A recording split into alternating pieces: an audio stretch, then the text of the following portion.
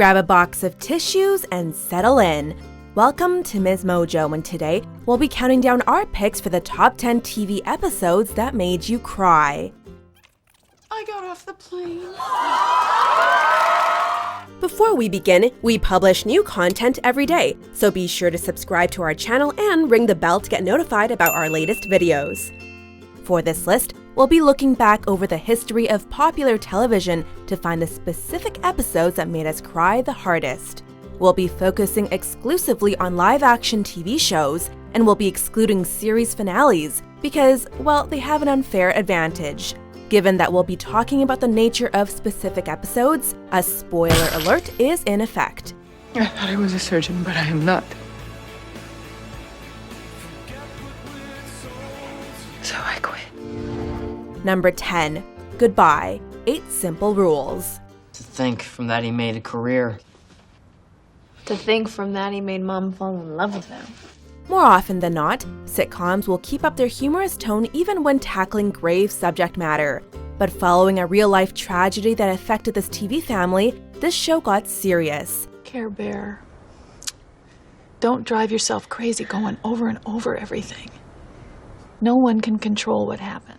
The family members dealing with the unexpected death of their patriarch was particularly difficult to watch, given that this in-story loss was prompted by the all-too-real unexpected passing of John Ritter. Bridget's struggle was particularly heartbreaking as she tried to resolve her guilt over the fact that the last words she said to him were, "I hate you." We all shed a tear as Kate read Paul's last article about how every "I hate you" is an "I love you." Because I know that whenever they insult me, whether it's a "you're an idiot," "what a geek," or an "I hate you," and "I love you" isn't far behind. Number 9. Goodbye, Michael. The Office. Am I doing the wrong thing? Absolutely not. It's just that sometimes goodbyes are a bitch. In this bittersweet episode, everyone's favorite boss, Michael Scott, says goodbye to Dunder Mifflin and ventures off into a new life with his true love. Though out of character, Michael forgoes a grandiose farewell and instead lies about his last day so he can share personal final moments with each member of his Dunder Mifflin family. And then tomorrow, I can tell you what a great boss you turned out to be. Best boss I ever had. Making the episode even more emotional, Pam leaves for part of the day, meaning that Michael risks not getting to say goodbye to his surrogate daughter. Thankfully, in the final minutes of the episode, Pam catches up to him at the airport, and our tears of sadness turns into tears of joy as the two share a tearful goodbye. And he said he was just real excited to get home and see Holly. Number 8. 7 the Hard Way. Boy Meets World. I know this group as well as anyone living, and I will not have it falling apart. Corey and the gang were always certain they'd be best friends forever, and as viewers, so are we. But as the gang becomes divided when a prank war gets out of hand, old problems emerge, loyalties are questioned, and the future of this friendship is threatened. I cannot believe that you would take Rachel's side over mine. I took your side. I wanted to be on Corey and Sean's team. I was excited to be part of that immortal friendship. You left me out, Corey. Eric calls on Mr. Feeney to help, but even he doesn't seem to be able to get them through this one. In a flash forward, we get a glimpse into the tragic future of these friends if they do not work it out. Seeing these cherished bonds severed is truly heartbreaking. Thankfully, they work things out before that future can become reality. Mr. Feeney, you're out. Feeney! Number 7. Papa's got a brand new excuse. The Fresh Prince of Bel-Air. First time I held you, I didn't think I'd ever put you down. So why did you? West Philadelphia born and raised, but with no help from his absentee father. After 14 years of radio silence, Will's father returns claiming he wants to make things right. But just when Will starts letting himself get close to the man who disappointed him, Lou Smith takes off yet again. Some business came up I gotta handle. So we're gonna have to put our trip on hold. You understand? In the final moments of one of the most emotionally charged episodes of the series, we see the usually carefree and goofy Fresh Prince break down in an unforgettable and heart-wrenching monologue. I'm gonna get a great job without him. I'm gonna marry me a beautiful honey, and I'm having me a whole bunch of kids. I'm gonna be a better father than he ever was. And I sure as hell don't need him for that, because ain't a damn thing he could ever teach me about how to love my kids. Thankfully, there's another father figure in Will's life to comfort him. Number 6, losing my religion, Grey's Anatomy. I changed my dress 3 times. I wanted to look nice. I would have been here sooner. This hospital drama has a flair for episodes highlighting dramatic character deaths. For example, the episode How to Save a Life, when Meredith watches as the nurse slowly unplugs all of the machines keeping Derek alive after a terrible car accident. Are you ready? No. But go ahead. But the one making this list is the heartbreaking episode containing the death of Denny Duquette. Things were looking up for Denny. He received the heart transplant he so desperately needed, and Izzy finally accepted his marriage proposal. Then in a twist that broke hearts of both characters and the viewers, he suffers a sudden and fatal stroke. Who didn't lose it as Izzy cried over his body? Number 5, Tape 7, Side A, 13 Reasons Why. She got into the tub, still with her clothes on, slit her wrists, and bled to death. This series about the events leading up to a young woman's suicide and its aftermath pulls no punches. In the finale of the show's first season, Clay plays the last tape which reveals that Hannah, in one last cry for help, went to her guidance counselor, whose line of questioning regarding her rape only makes things worse. Did you tell him no? No. Maybe you consented, then you changed your mind. No, it's not like that. Of course, it's one of the many difficult scenes in this episode. Her incredibly graphic suicide is understandably disturbing. One of the most tear-jerking moments, however, comes when Clay imagines what life would have been like if he had done just a few simple things differently with Hannah. And you could have stopped it. And I could have. Justin Foley could have.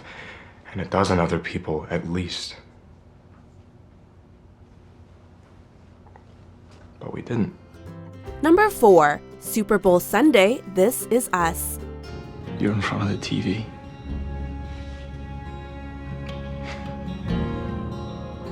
Let's be honest, every episode of the show makes us cry, but this one seriously brings on the waterworks. Hey. It's just a house. It's just a house. It was a good house, though.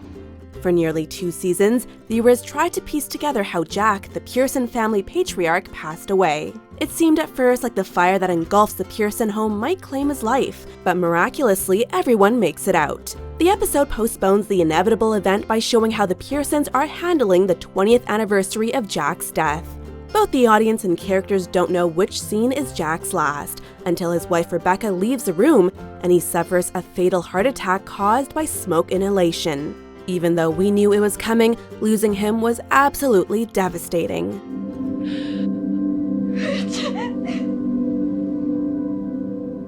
Number 3, Becoming, Part 2, Buffy the Vampire Slayer.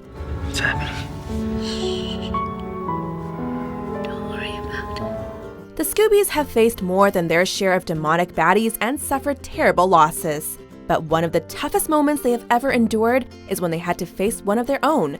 Angel has reverted to Angelus, his evil past self, and is hell-bent on destroying the world. In close contention with the body, wherein Buffy's mother dies, this is one of the saddest episodes in Buffy history. While Buffy tries to stop his evil plan, Willow races to find a way to give Angel back his soul. She succeeds, but not in time, and Buffy is forced to look into the eyes of her true love as she kills him.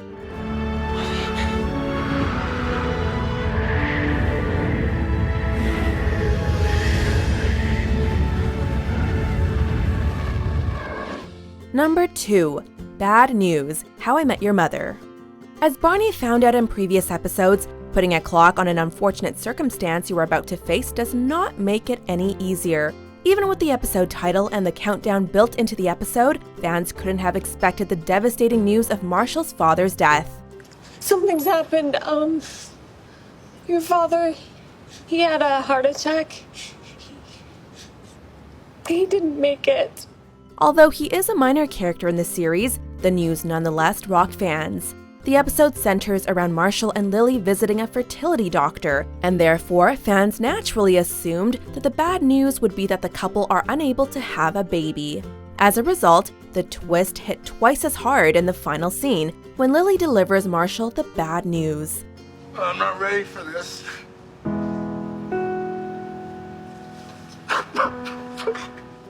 Before we unveil our top pick, here are a few honorable mentions.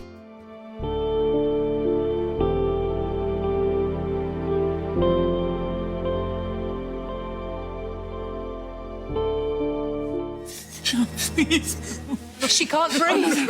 No, no. No. I'm scared.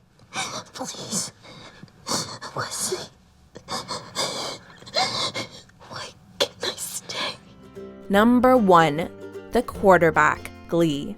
How do parents go on when they lose a child?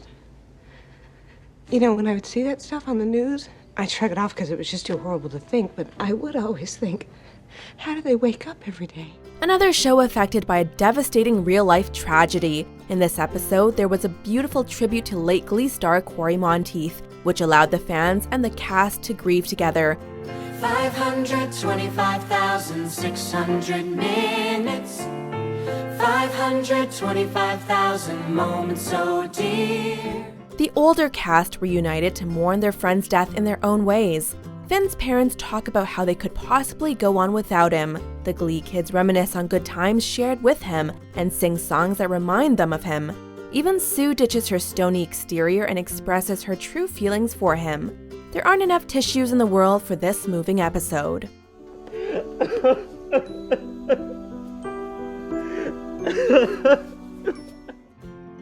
Do you agree with our picks? Check out these other great clips from MsMojo and subscribe for new videos every day.